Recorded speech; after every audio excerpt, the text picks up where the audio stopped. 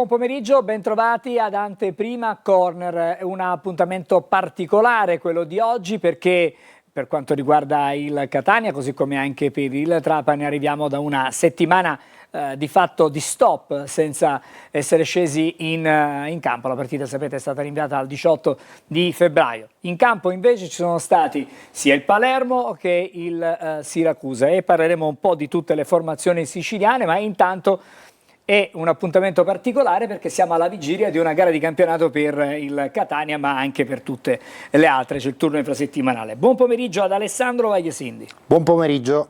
Allora, Alessandro, abbiamo detto che è stata una settimana molto travagliata perché il Catania arrivava da una sconfitta brutta sconfitta. E poi c'era questo derby da giocare prima il 6 di febbraio, poi per disposizione del prefetto la partita è stata posticipata, ma posticipata il giorno dopo e sempre per il prefetto è stata ulteriormente posticipata. Adesso sembra definitivamente al 18 di febbraio. In mezzo chiaramente abbiamo detto la sconfitta del Catania, brutta sconfitta con il Sorrento, si arriva alla partita con il Cerignola. C'è tanto da dire tra questi due eventi.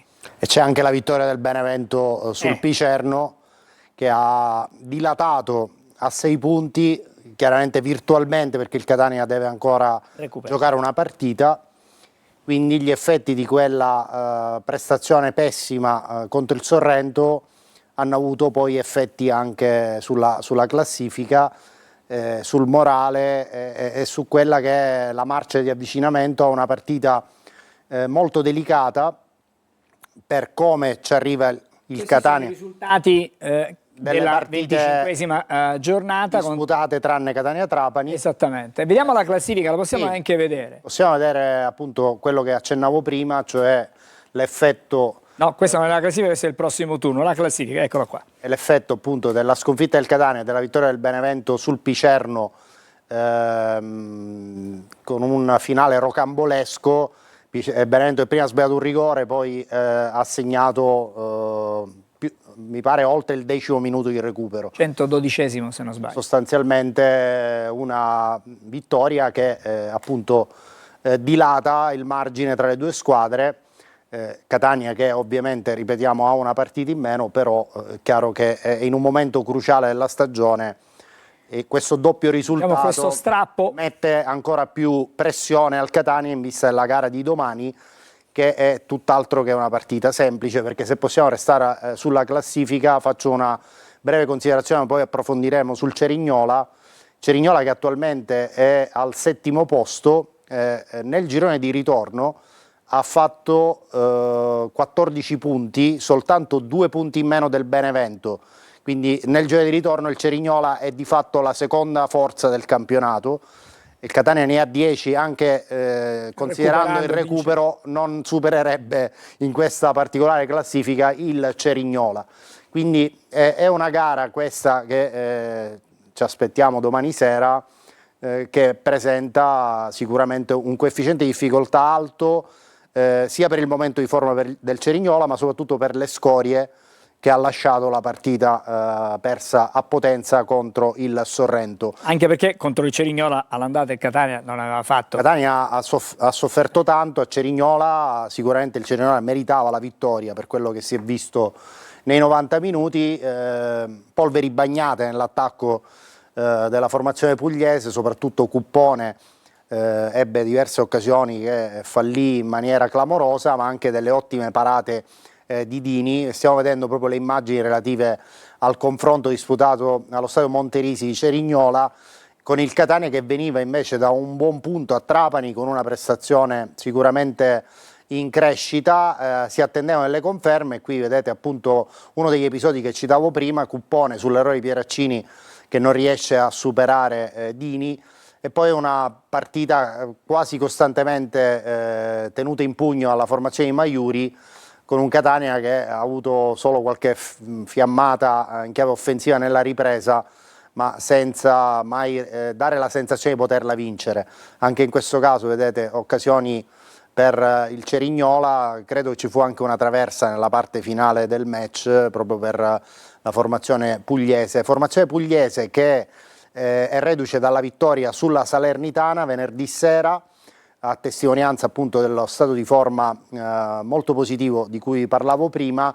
Una gara che il Cerignola ha risolto grazie a un gol di Moreso e poi ha resistito con una buona fase difensiva al ritorno della Salernitana, ma non sono state tantissime le occasioni nitide per la formazione di Raffaele, che ha colpito sì 2 legni con l'Escano, ma nell'insieme dei 90 minuti insomma non ha mai dato la sensazione di poter tornare concretamente in partita. Alessandro, visto che stiamo parlando del Cerignola, allora sentiamo cosa ha detto Mimo Toscano intorno all'una quando ha presentato la partita di domani sera al Massimino. Sentiamo Toscano. Devi solo lavorare giorno dopo giorno per capire cosa passa nella testa del gruppo, dei singoli, nel momento in cui giochi sotto il tuo livello, perché puoi giocare anche sotto il tuo livello, perché non tutte le partite si al 100%, ma lo devi essere dal punto di vista mentale. Può succedere una cosa, ma la cosa più importante è come reagisci. La mancanza di quella reazione nella partita di Sorrento deve far scattare qualcosa nei ragazzi, la convinzione e la consapevolezza che ce l'hanno dentro. La pressione per noi e per le altre squadre, ogni partita è fondamentale. Affrontiamo una squadra in salute, forse la più in forma del nostro girone, sappiamo la difficoltà della partita. Il Catania deve fare una grande prestazione, perché è un momento che devi dare continuità soprattutto in casa a quelli che sono i risultati non fuori casa e iniziare una marcia verso la fine dove saranno 14 finali.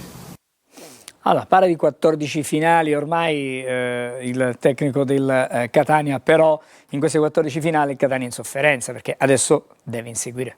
Catania non è più padrone del proprio destino, per dirla in sintesi, deve continuare a vincere in casa, a fare il risultato pieno in trasferta e sperare in passo falso del Benevento, almeno fino a quando le due squadre si troveranno di fronte a Benevento.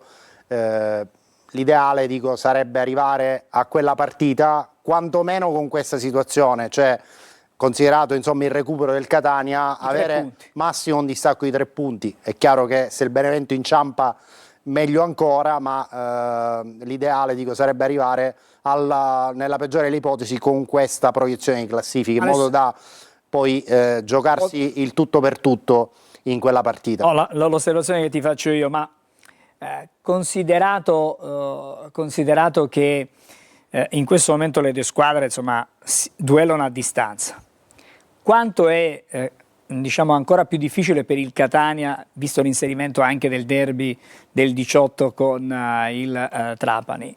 Catania deve fare uno sforzo ulteriore da un punto di vista fisico ma anche mentale. Allora, in teoria è vero, l'ideale sarebbe stato giocare nel turno di campionato, quello appena concluso dalle altre squadre, però dobbiamo essere oggettivi, il Catania ha una rosa di tante soluzioni che può tranquillamente affrontare questo tour de force, insomma, con tante opzioni a disposizione dell'allenatore. Allora, il Catania ha 2 titolari per ruolo, cioè di questo credo che su questo non ci sono dubbi. Tu stai parlando di questo tour de force, allora lo vendiamo il calendario in grafica, così magari diamo l'idea di quello di cui stiamo parlando. Appunto esplicitazione di questo tour de force che inizia domani sera alle 20:30 Catania Audace Cerignola, poi si andrà a Siracusa sabato alle 17:30 per il primo di 2 derby consecutivi, perché mercoledì 18 febbraio in serale ci sarà Catania-Trapani al Massimino e ancora al Massimino domenica 22 febbraio alle 14:30 questa volta Catania-Giugliano. Basta dare uno sguardo, sono 3 partite in casa su 4 con la trasferta di Siracusa. Chiaramente se il Catania vuole mantenere l'ambizione, viva l'ambizione di primo posto, non può mancare. Deve cercare di fare un filotto di vittorie in queste partite.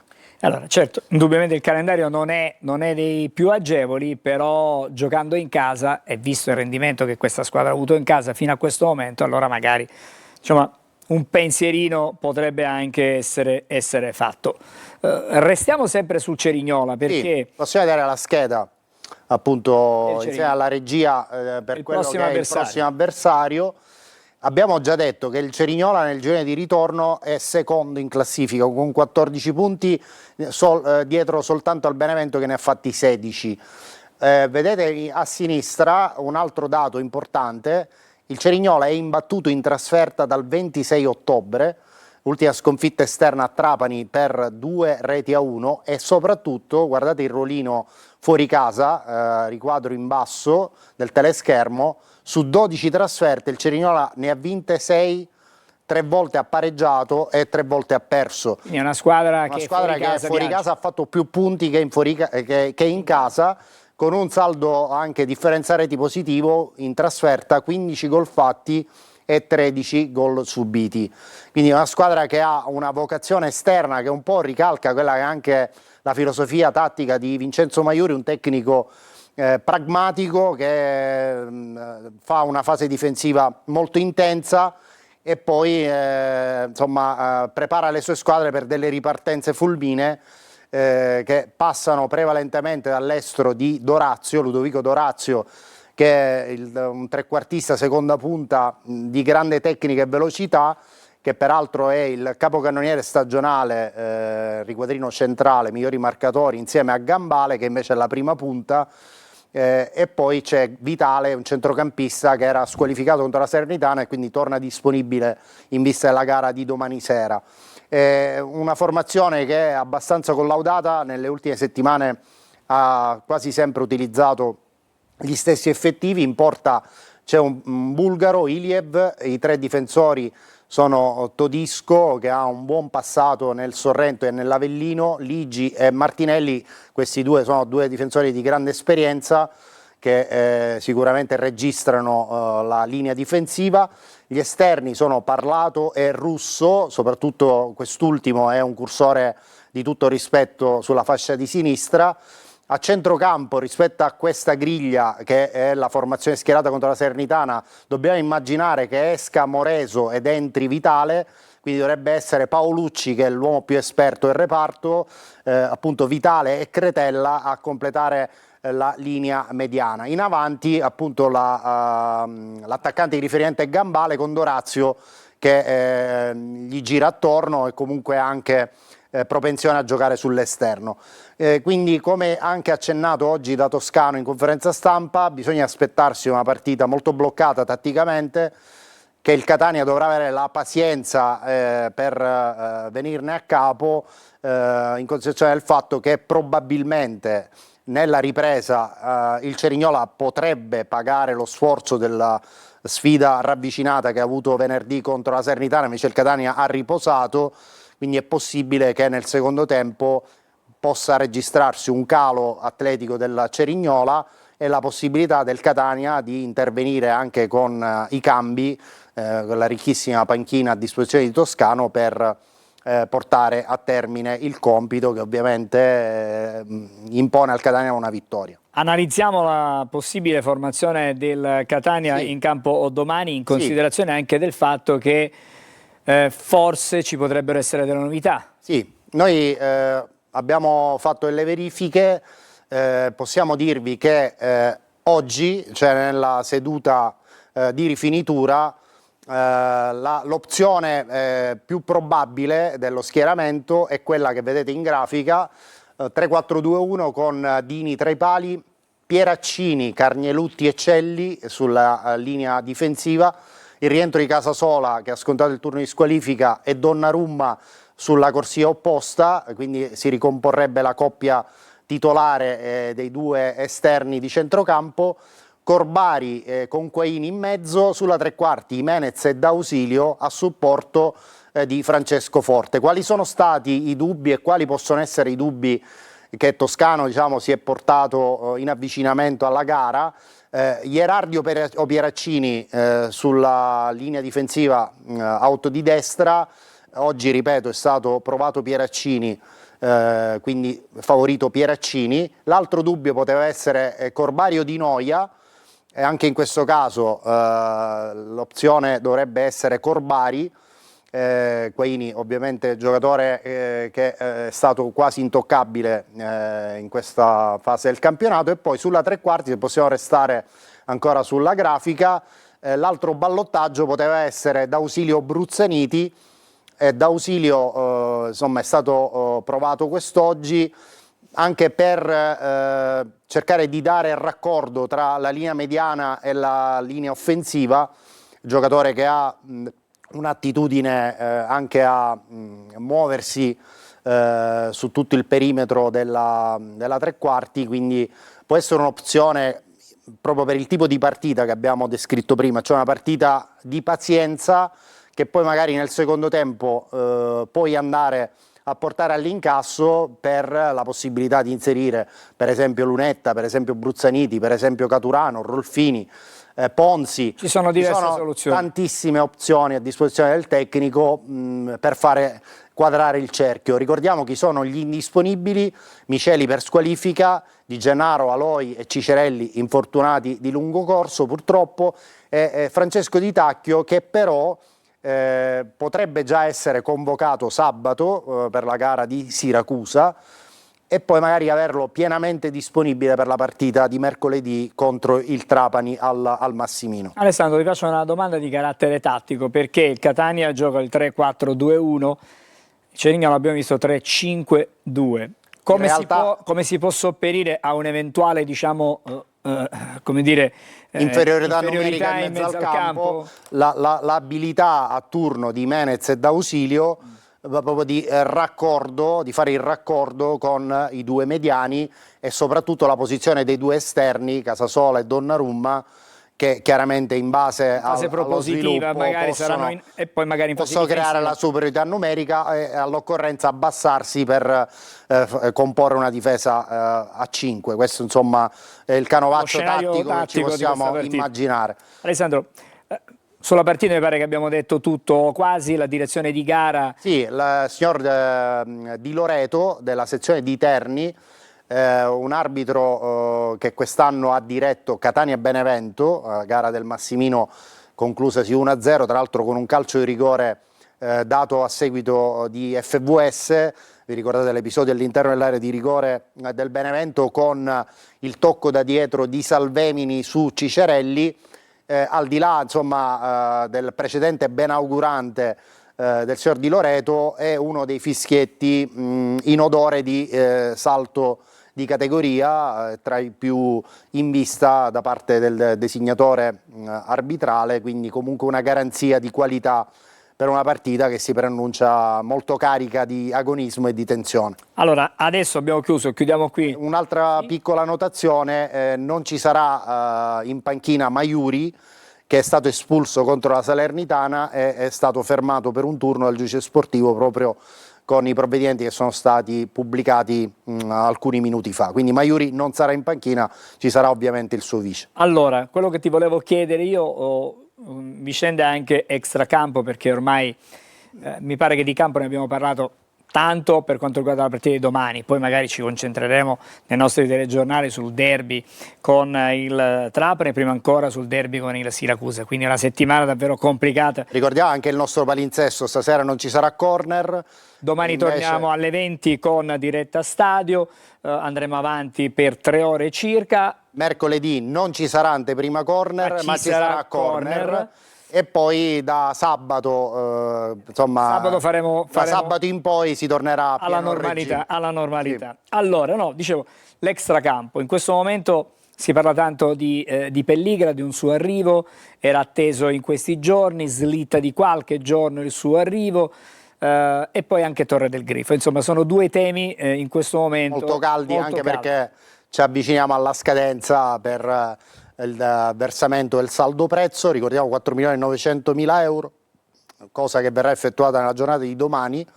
In città comunque non c'è Pelligra, ma c'è David Tucker, che sta coordinando tutte le operazioni appunto legate a questo adempimento.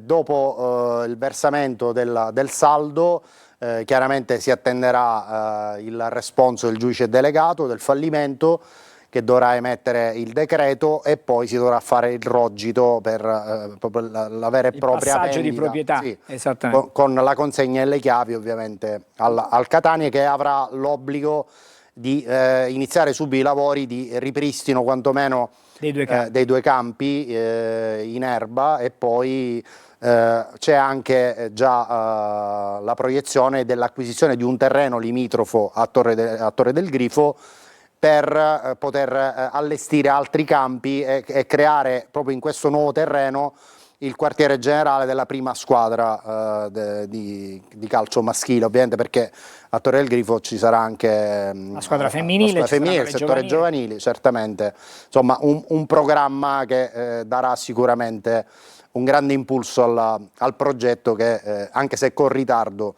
Pelligra ha portato avanti. Alessandro, so che non hai la sfera magica, non ci puoi dire esattamente quando il giudice delegato darà il via libera, ma diciamo i tempi non dovrebbero essere così lunghi, però.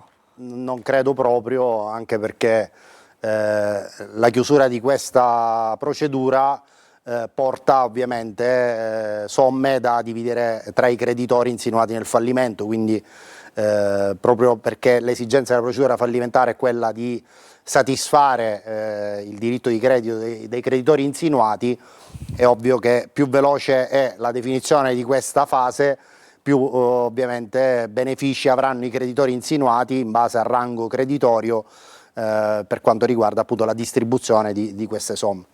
Una riflessione anche su Pelligra, che tornerà in città a breve, era atteso questa settimana. Potrebbe arrivare in tempo per vedere Catania-Trapani del 18. Chiaramente è concentrato su questa operazione, ha già creato una squadra di lavoro che si occuperà appunto di tutte le vicende legate a Torre del Grifo e allo sviluppo, alla rimissione in pristino e tutto quello che abbiamo poc'anzi detto, consapevole che è un passaggio epocale, perché va a restituire al Catania la propria casa e avrà finalmente la possibilità il Catania di sviluppare un progetto soprattutto sul settore giovanile in grado di dare dei frutti concreti nel breve periodo, perché chiaramente nella politica di un club professionistico c'è quella della valorizzazione dei prodotti del settore giovanile, per far sì che possa esserci appunto un innesto di energie fresche all'interno anche della prima squadra, perché soprattutto in Serie C, speriamo ancora non per molto, ma soprattutto in Serie C la possibilità di valorizzare dei giovani è un argomento importante, che fa per esempio il Benevento, per non andare lontano, il Benevento che ha in prima squadra giocatori che hanno fatto tutta la trafila del settore giovanile. Parlo di Carfora, parlo dello stesso Prisco, ma parlo anche di Floro Flores, che fino a qualche mese fa era appunto l'allenatore della squadra primavera e oggi sta facendo molto bene sulla panchina della prima squadra. Prima di salutarci, hai accennato prima a qualcosa sugli infortuni. Abbiamo detto che Di Tacchio ha la possibilità a brevissimo sarà di nuovo riaggregato. Quello, diciamo, degli infortuni di lungo corso, e magari possiamo tornare di nuovo sulla grafica della probabile formazione per avere anche il dettaglio dei giocatori infortunati, tranne Miceli, che appunto abbiamo detto è squalificato. Di Gennaro Aloi sostanzialmente la stagione si è conclusa. Cicerelli fa registrare dei confortanti progressi su quello che è l'iter riabilitativo dopo il grave infortunio occorso in Catania Latina. La previsione è che per metà marzo potrebbe essere recuperato e disponibile, e a quel punto il Catania dovrebbe trovargli un posto nella lista, perché la lista al momento, all'esito del mercato invernale, è di 23 giocatori, tutte le caselle della lista sono occupate, quindi nel momento in cui Cicerelli tornerà effettivamente a disposizione bisognerà fare un cambio in lista e bisognerà capire su chi cadrà questa scelta. Vabbè, speriamo bene comunque per Cicerelli, per il suo recupero certamente, e auguriamoci che comunque il suo rientro coincida con una condizione fisica anche ottimale, perché certo, il suo è stato un gravissimo infortunio. No, non c'è dubbio. Dobbiamo anche constatare che però il Catania ha supplito all'infortunio di Cicerelli acquistando Bruzzaniti, e quindi ci aspettiamo che magari già dalla partita di domani, ma dalle successive, possa esserci un coinvolgimento maggiore di Bruzzaniti, perché è un ragazzo che ha delle indubbie potenzialità, era partito benissimo, poi dopo la partita di Monopoli è stato sostituito alla fine del primo tempo e diciamo è un po' scivolato via nelle rotazioni, quindi un giocatore che, se è stato acquistato per sostituire Cicerelli, deve avere la possibilità di esprimere il suo talento con continuità. Prima di salutarci chiedo la grafica del prossimo turno, dunque le partite in programma nella giornata di domani. Il prossimo turno, vedete, la 26esima giornata, si gioca quasi tutto praticamente tra le 18 e le 20:30, Altamura Latina, andiamo in ordine, Cavese Monopoli, Sorrento Giuliano, Trapani Benevento, questa è un'altra partita, diciamo che al Catania interessa particolarmente, anche se Trapani ha cambiato 16 giocatori, Atalanta Under 23 Potenza, poi Casertana Crotone, Catania Cerignola, Cosenza Siracusa, Foggia Picerno, Salernitana Casarano. Questo è il programma, le ultime partite sono quelle che si giocano in serale. Grazie Alessandro per essere stato con noi. Grazie a voi per l'ascolto, ci vediamo mercoledì sera. Mercoledì sera per corner. Grazie, ci fermiamo, pubblicità e poi ci andremo a collegare con Palermo.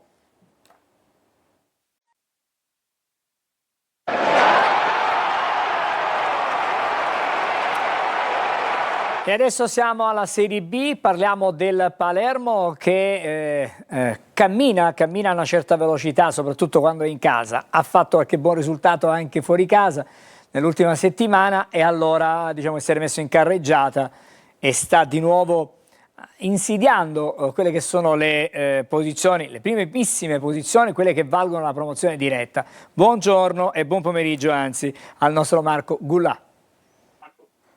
Buon pomeriggio Angelo, sì, hai fatto una precisa radiografia del momento. Il Palermo ha battuto l'Empoli per 3-2, una partita dalle mille emozioni, un up and down insomma di occasioni, alla fine il Palermo l'ha spuntata e già qui possiamo anche evidenziare il carattere di questa squadra che era sotto 1-0, poi è riuscita a ribaltare, poi è arrivato il pareggio dell'Empoli, una doccia gelata per tutto il popolo del Barbera. E infine la ripresa con il calcio di rigore segnato da Poyampalo. Una partita comunque che il Palermo ai punti ha meritato di vincere, però è una vittoria che intanto ha permesso di rosicchiare ben 3 punti nei confronti del Frosinone. Però il distacco dalla seconda in classifica è sempre di 3 punti. Vediamola la classifica, Marco, vediamola la classifica di Serie B per fare diciamo una fotografia, un'istantanea di quella che è la situazione.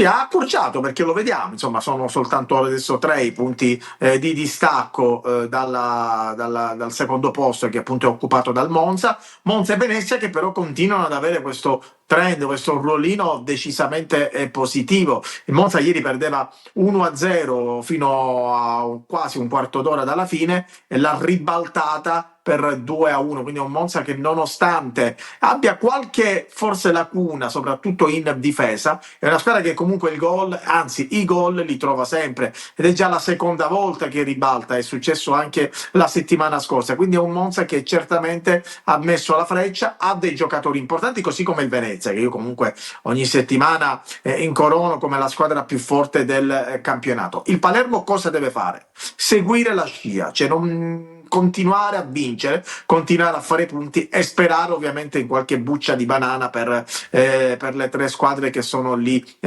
davanti. E quindi oggi è vigilia, caro Angelo, oggi come vigilia per il Catania lo è anche per il Palermo, che giocherà domani a Marassi alle 19 contro la Sampdoria, una Sampdoria rinata grazie alla vittoria sul Modena, soprattutto con Brunori, l'ex che ha anche segnato il suo primo gol in blu cerchiato e ha anche un leggerissimo dico senso di rivalsa nei confronti del suo vecchio allenatore che è Pippo Inzaghi, insomma, anche perché comunque sappiamo benissimo che i problemi tra il Palermo e Brunori sono nati anche per delle decisioni, per delle scelte con il tecnico appunto rosanero, quindi sicuramente domani Brunori darà veramente anima e core per provare insomma a fare uno sgarbo alla sua vecchia squadra, però il Palermo diciamo che come qualità, come organico, come aspettative, è una squadra sicuramente più forte della Sampdoria, e se veramente vuole andare in Serie A dal portone d'ingresso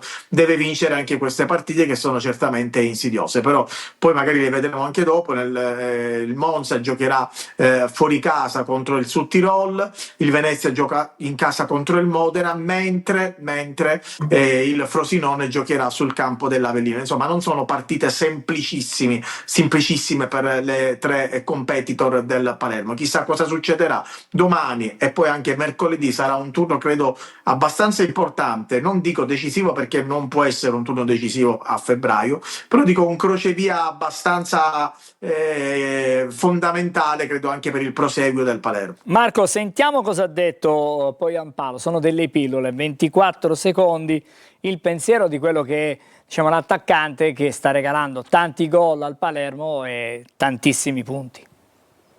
Una 3-2, partita difficile, ma arrivare di 3 punti è importante, non solo per dei punti ma anche per di mentalità per tutte le squadre. Sampdoria è una squadra di forte, arrivo una partita difficile a Genoa, ma come arrivo qua vi voglio di punti a casa. È una partita difficile, dice Poyampalo, si fa capire, da questo punto di vista si fa capire, se è difficile serviranno ancora di più i suoi gol, Marco. Sì, lui dai gol ne ha fatti tanti, è il marcatore in assoluto della Serie B, ma ne servono ancora tanti, Angelo, perché purtroppo per il Palermo le due squadre, io il Frosinone lo inizierei anche a mettere da parte, perché secondo me il Frosinone alla fine non arriverà in fondo, quindi vedo soltanto Monza e Venezia, però per cercare di seguire la scia di queste due squadre il Palermo deve fare punti, deve vincere, deve fare gol. Domani tra l'altro ci sarà il ritorno di Palumbo dal primo minuto, che è stato appunto che ha scontato il turno di squalifica sabato scorso in occasione della gara che il Palermo ha vinto con l'Empoli. Dovrebbe giocare al suo fianco Jonsen, che ha fatto molto bene in quei 40 minuti in cui è stato impiegato contro l'Empoli, davvero un impatto devastante di Jonsen con il Palermo, e poi ovviamente lì davanti c'è Poyampalo. Forse qualcosina potrebbe cambiare in difesa, perché Magnani sembra adesso pronto per essere già titolare, potrebbe prendere il posto di Peda, o magari far rifiatare Ceccaroni, che è già stato sostituito nella gara contro l'Empoli. A centrocampo potrebbe esserci magari l'innesto di uno tra Gomez, non credo Blen perché è fuori dai radar della squadra, quindi di Inzaghi, quindi credo che qualcosina potrebbe cambiare anche in mezzo al campo. Staremo a vedere, fatto sta che comunque al di là delle scelte tattiche e tecniche da parte del tecnico Inzaghi, il Palermo domani deve necessariamente fare 3 punti. Allora, grazie Marco, diciamo che ci racconterai di questa partita nei nostri telegiornali, ci racconterai anche il post partita nei nostri TG, anche perché insomma anche in Serie B il calendario è piuttosto stretto, diciamo così, e quindi si gioca al ritmo di... Orario insolito, Angelo, orario insolito, si gioca alle 19. Cioè le ha provate tutte il Palermo, il Palermo le ha giocate tutte a qualsiasi ora. Qualsiasi ora, fallo a mezzanotte forse manca, e poi alle 20 ci sono le altre partite. Benissimo. Allora, grazie a Marco Gullà per averci dato le ultime sul Palermo in vista della... Grazie a voi. La partita di domani a Marassi contro la Sampdoria. Ci fermiamo ancora, c'è un'ultima sosta e dopo torneremo a parlare di Serie C, lo faremo con Trapani e con Siracusa. Tutto questo, vedo già Franco, vedo già anche Marco, tutto questo fra pochissimo dopo una breve sosta.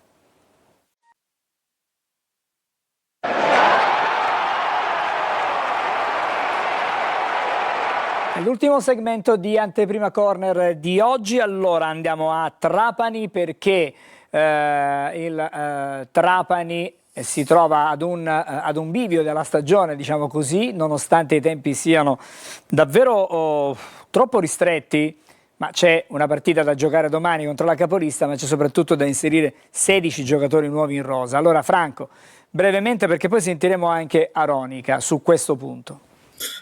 Buon pomeriggio Angelo, come dicevi tu, il Trapani nella campagna nel calciomercato recente ha acquisito ha ceduto 14 giocatori, ma ne ha presi 16. Tra questi adesso Aronica deve scegliere chi inserire nella formazione che affronterà la capolista. Il Benevento, fra l'altro, è arrivato a Trapani in mattinata, nel pomeriggio si allenerà sull'impianto di Fulgatore, frazione a circa 15 km da Trapani, e ripeto, deve scegliere, anche perché dell'organico precedente in pratica sono rimasti soltanto Galeotti, Pirrello, Nicoli, Marcolini, Celeghi, Benedetti e Motoc. Praticamente per il resto sarà una squadra tutta nuova, quella che potremmo definire il Trapani 2, quello che affronterà domani sera il Benevento. Nella conferenza stampa, adesso vedremo di ieri, di presentazione, Aronica ha soltanto confermato che adotterà lo schema tattico consueto degli ultimi tempi, il 4-3-2-1, ma non ha voluto anticipare nulla per quanto riguarda la probabile formazione. Possiamo, se dici, mandare sentiamo Aronica. Sentiamo Aronica, esatto, cosa ha detto, poi magari un attimino, oltre che di Trapani calcio, parliamo anche del basket. Ci sono state novità oggi per il Palasciar. Fra poco, intanto sentiamo Aronica. Sono arrivati 16 giocatori nuovi, un mix tra tantissimi giovani e qualche giocatore d'esperienza come Matos, Morelli, Forte, ecco, Wilkeman, gente che comunque ha giocato, ha fatto il campionato, e quindi ho detto loro che non c'è tantissimo tempo, ecco, per poter aspettare il loro inserimento, ma bisogna fare di necessità virtù. Abbiamo tante partite alla porta, nel futuro prossimo, ecco, ci dice che giocheremo 7 partite fino all'8 marzo, e quindi per quanto riguarda il Benevento, la capolista è una squadra fortissima che ha 2 squadre, ecco, da poter far scendere in campo, e quindi il turno infrasettimanale chiaramente non gli creerà problemi, gli creerà fastidi. È una squadra completa in tutti i reparti, che riesce a trovare la soluzione del gol sui calci da fermo, in movimento, ecco, partendo da dietro, quindi veramente una squadra di livello. Chiaramente noi sappiamo che dobbiamo fare una grandissima partita per cercare di limitarli e colpirli, ecco, magari in quei 2-3 punti deboli che hanno manifestato, ecco, in corso d'opera, ecco, durante questo campionato. Allora, partita complicata, difficile, chiudiamo il capitolo Trapani proprio dedicandoci a questa sfida, e chiaramente le difficoltà che avrà inevitabilmente Aronica nel mettere insieme la squadra. Assolutamente. Fra l'altro ti aggiungo che il Trapani ha messo 4 giocatori fuori lista, perché avendone contrattualizzati nuovi 16, andati via 14, si è trovato con un organico eccessivo rispetto ai 23 previsti dalla Lega di Serie C, per cui Vapore, Dimitri, La Sosa e Queiroz sono rimasti a disposizione di Aronica, però chiaramente non possono essere inserite nella lista dei calciatori che affronteranno le prossime partite. Probabilmente verranno utilizzati con la primavera. Sempre per quanto riguarda il calcio, brevemente, si è acuito il contenzioso con la provincia che ha chiesto l'emissione di un decreto ingiuntivo per il recupero di canoni arretrati circa l'allocazione dello stadio provinciale, in base a un accordo di concessione poi rinnovato di anno in anno col Trapani Calcio. Mai definita questa questione, il Trapani chiaramente ha già preannunciato le vie legali nei confronti dell'ex provincia. Ma passiamo invece al basket, come dicevi tu, perché stamattina l'ultima novità: è stato pubblicato sul sito del Comune di Trapani una determina dirigenziale di decadenza e risoluzione e revoca della concessione stipulata nel 2023 con la Trapani Sciacca per quanto riguarda il Palasport. Stamattina i tecnici del comune sono intervenuti e hanno tolto i lucchetti dei cancelli di ingresso del Palasciark, li hanno sostituiti quelli del comune. Anche qui già il presidente Antonini ha preannunciato azione legale, anche perché lui, così come è avvenuto per lo stadio provinciale, nel Palasport ha investito molti soldi, ha molte attrezzature là dentro acquistati dalla Sport Invest, che è la società che gestisce in pratica. Franco, ti chiedo scusa, ma il presidente Antonini e la società Trapani Sciark hanno un tempo per liberare i locali in questo momento? Sono stati dati 15 giorni, esatto, entro 15 giorni il palasport deve essere sgomberato un pochino di tutte quelle attrezzature e così via che acquistate chiaramente da Antonino, quantomeno dalle sue società. Allora, prima di Vedremo, salutare... anche lì sarà sia con la provincia che col comune, il Trapani, insomma, I il Trapani Calcio, il contenziosi, i Trapani contenziosi Basket non ha mancano, problemi. Franco. Guarda, Assolut- assolutamente sì. assolutamente. Allora, ricordiamo l'orario, il fischio d'inizio domani si gioca al provinciale alle ore... 18. alle ore 18, Alle quindi 18. Trapani-Benevento domani alle 18, che anticipa poi la sfida del Catania con il Cerignola al Massimino. Quindi il Catania conoscerà il risultato della capolista. Grazie Franco, grazie per essere stato con noi questo Buon pomeriggio. pomeriggio. Adesso andiamo a Siracusa, dove c'è Marco Petrolito. Buon pomeriggio anche a te, Marco. Allora, un Siracusa Buon pomeriggio Angelo. Sì, diciamo un Siracusa che mostra sempre questo carattere, questa voglia di combattere, questa voglia di non arrendersi, di lottare sino alla fine. Lo ha fatto anche in occasione della partita con il Potenza, quando ormai tutti pensavano e immaginavano l'ennesima sconfitta, credo la quinta consecutiva di questo nuovo ciclo di stop, e invece alla fine è arrivato questo calcio di rigore che vale un punto, ma vale soprattutto una posizione di classifica che non è l'ultima. Sì, non è l'ultima, ma poco ci manca perché comunque i distacchi sono ridottissimi. La squadra ha reagito, è anche vero, però si tratta di un punto che fa più morale che classifica, come dicevi.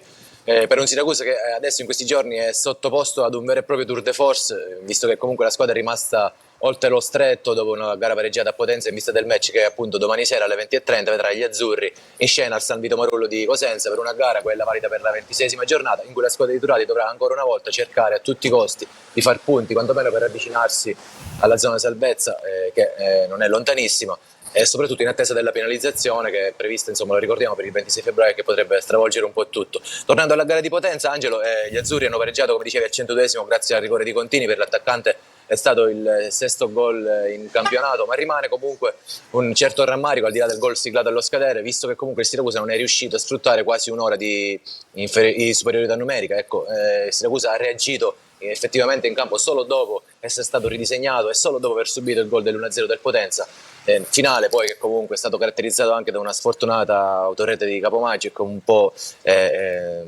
scombusolato i piani di Turati, però sono stati incoraggianti tutto sommato le risposte fornite dai nuovi, soprattutto Arditi e Riccardi, che hanno preso per mano la squadra ed hanno evitato quella che sarebbe stata, come dicevi, la quinta sconfitta consecutiva. Adesso comunque bisogna pensare alle prossime due partite, lo ricordiamo, saranno quella di domani con il Cosenza e soprattutto quella poi di sabato sera con il Catania, nella quale il Siracusa dovrà fare a meno di Limonelli, che è squalificato, ha rimediato 2 giornate di stop e dunque mancherà anche nel derby. Aredusei, che appunto hanno ancora Valente, Cancelliere e Box, e che dunque scenderanno in campo, se poi possiamo dare anche un abbozzo di formazione. Come no, certo. Con la certezza Farroni tra i pali, con Zanini che giocherà a destra, in mezzo si va verso la riconferma della coppia centrale Pacciardi Bonacchi, a sinistra invece potrebbe agire sin dall'inizio Puzzone, che aveva fatto bene quando è entrato a Potenza. Davanti a loro mediana con Candiano e Gudelevicius o Di Gesù, che andranno a sostituire appunto lo squalificato Limonelli, mentre sulle tre quarti il 4-2-3-1 di Turati proporrà Di Paolo sulla destra, uno tra Fisena e Di Gesù al centro e Contini sulla sinistra, con Arditi unica punta dopo il bel gol di Potenza, che quindi verrà sicuramente schierato da titolare. Possiamo vedere un attimo la classifica del campionato di Serie C, il girone meridionale, per osservare la posizione del Siracusa, che qualche settimana fa aveva fatto ben sperare, aveva inanellato una serie di risultati positivi e si era allontanato, addirittura uscito fuori dalla zona play-out. Adesso è ripiombata all'interno proprio, anche se però dobbiamo anche dire che la classifica è molto corta, perché tra il Foggia, che in questo momento è penultimo, e il Trapani, che in questo momento si trova fuori, ma ricordiamo il Trapani ha una penalizzazione di 15 punti, ci sono appena 3 lunghezze, quindi è una classifica dove tutto può accadere, tutto può succedere, bisogna tenere i nervi saldissimi e cercare di portare a casa quanti più punti possibili da qui alla fine del campionato. Marco. Sì, è proprio questo l'obiettivo del Siracusa, che deve assolutamente interpretare ogni partita come una finale, lo ha detto chiaramente anche qualche settimana fa Turati. per cercare di trarre più punti possibili, visto che comunque incombe la penalizzazione. Non dimentichiamo, questo è un momento importantissimo per quanto riguarda il Siracusa, perché se saranno davvero 6 punti che saranno inflitti alla formazione delle Tuse, ecco che tutto diventerebbe molto complicato, ma al tempo stesso, vincendo 3-4 partite, la classifica corta permette ancora di rientrare. Ecco che dunque l'ambiente ci crede, la squadra ci crede, e soprattutto ecco, anche la società sta dimostrando di voler continuare a sperare in questo obiettivo salvezza. Si spera appunto che il Presidente ottemperi alle scadenze entro il 16 febbraio, e soprattutto è stata indetta proprio oggi la giornata azzurra per la gara di sabato, che vedrà, si spera, il De Simone completamente pieno ad ogni ordine di posto per la sfida con il Catania. Bene, grazie anche a Marco Turati per essere stato con noi questo pomeriggio. Con te l'appuntamento con Anteprima Corner per lunedì della prossima settimana. Prima di chiudere, solo il tempo di ricordare gli appuntamenti. Intanto ricordare che stasera non andiamo in onda con Corner, ma torniamo domani sera alle 20 con diretta stadio per seguire la partita tra il Catania e il Cerignola alla Massimino. Poi mercoledì saremo insieme a voi con Corner. Ripresenteremo, diciamo, la nostra squadra dello sport con venerdì insieme a Marco Carli, ci sarà preview, sabato ci sarà per l'appunto il derby del De Simone, e poi lunedì dell'altra settimana saremo di nuovo insieme a voi con Corner. E ricordiamo anche che in mezzo ci sono anche le differite, perché mercoledì subito dopo Corner ci sarà la differita integrale di Catania Cerignola, e poi anche a lunedì sera dopo Corner ci sarà sempre la differita del match tra il Siracusa ed il Catania. Mi fermo qui, grazie per essere stati con noi, auguro a tutti voi il buon pomeriggio, vi lascio ai programmi della rete.